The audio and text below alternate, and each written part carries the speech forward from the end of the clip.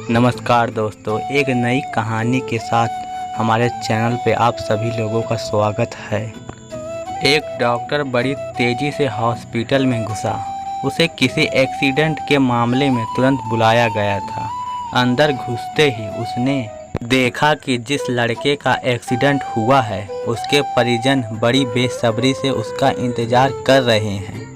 Doctor को देखते ही लड़के का पिता बोला, आप लोग अपनी ड्यूटी ठीक से क्यों नहीं करते? आपने आने में इतनी देरी क्यों लगा दी?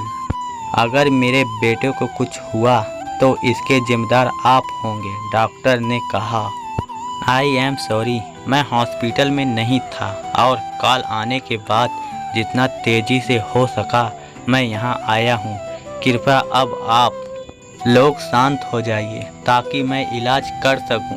शांत हो जाइए, लड़के का पिता गुस्से में बोला। क्या इस समय अगर आपका बेटा होता तो आप शांत रहते?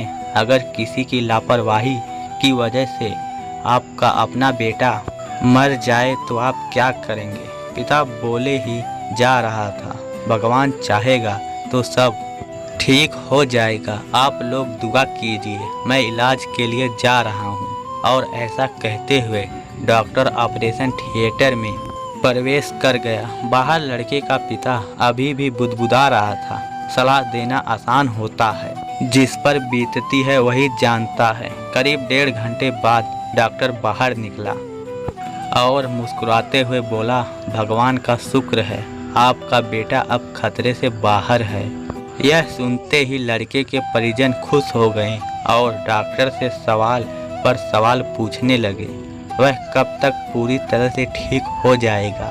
उसे डिस्चार्ज कब करेंगे? पर डॉक्टर जिस तेज़ी से आया था उसी तेज़ी से वापस जाने लगा और लोगों से अपने सवाल नर्स से पूछने को कहा। ये डॉक्टर इतना घमंडी क्यों हैं? ऐसी क्या जल्दी है कि वह 2 मिनट हमारे सवालों का जवाब नहीं दे सकता? लड़के के पिता ने नर्स से कहा।